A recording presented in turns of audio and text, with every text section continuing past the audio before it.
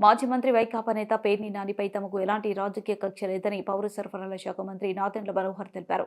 కుట్రలు చేయాల్సిన అవసరం కూటమి ప్రభుత్వానికి లేదన్నారు. తప్పు చేయనప్పుడు పెనాల్టీ మొత్తం ఎందుకు కట్టారు? పేర్ని నాని తన పేరు మీద గౌడన్ లీజుకు తీసుకోకుండా భార్య పేరుతో ఎందుకు పెట్టుకున్నారు? ఎవరి పేరున గిడ్డంగి ఉంటే వారి మీద కేసులు నమోదవుతాయి. రేషన్ బియ్యం తగ్గుదల గుర్తించి పెనాల్టీ కడతామని ముందుగానే లేఖ రాసిందెవరు? 5 ఏళ్లుగా వైకాపా ప్రభుత్వం అరాచకాలు సృష్టించింది. వ్యవస్థలను దుర్వినియోగం చేసి స్వార్థం కోసం పనిచేశారు. రాష్ట్రంలోని అన్ని గిడ్డంగుల్లో తనిఖీలు చేయమని నవంబర్ 26న ఆదేశించాం. ఆ మరుసటి రోజే జయసుధ తప్పు అంగీకరించి లేఖ రాస్తే 378 మెట్రిక్ టన్నులు బియ్యానికి 1.70 కోట్లు కట్టమంటే కట్టారు. తర్వాత నోటీసులకు పేర్ని నాని స్పందించలేదు. 378 మెట్రిక్ టన్నులు బియ్యం ఎక్కడికి వెళ్లాయో తేలాలి కదా. వ్యక్తిగతంగా కక్ష తీర్చుకునే అవసరం CM Chandrababu, deputy CM Pawan కళ్యాణ్కు లేదు అని నాదెండ్ల మనోహర్ తెలిపారు.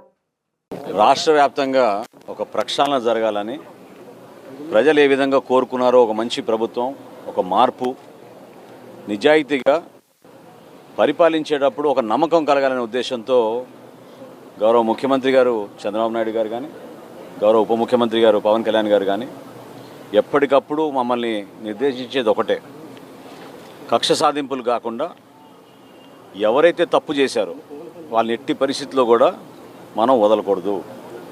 ప్రజలకి మన జవాబు చెప్పాలి. గత 5 సంవత్సరాలు వీళ్ళు చేసిన అరాచకాలు మామూలు విషయాలు కాదు.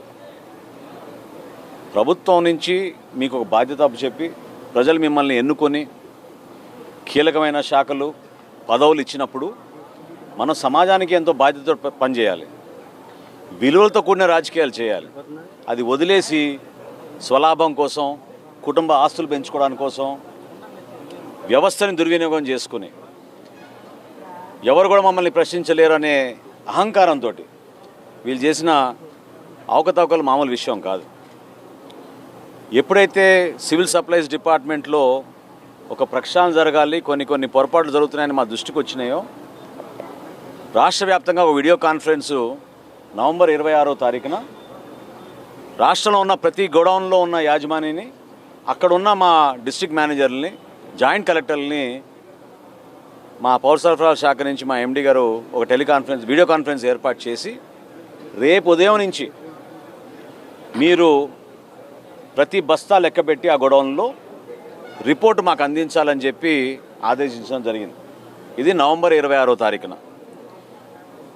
అదే రోజు రాత్రి JS warehouse Perni Jayasudha గారు హడావిడి చేసి మరుసటి రోజే మా దగ్గర బస్తాలు లెక్క తప్పింది. తప్పు మాది కాదు, అక్కడున్న వేయి బ్రిడ్జ్ది. అంటే ఇట్లా 2 గోడౌన్లు పక్కన ఉంటే ఈ గోడౌన్లో తీసుకెళ్లిన సరుకు మరి మేము నిర్ధారించిన మేరకు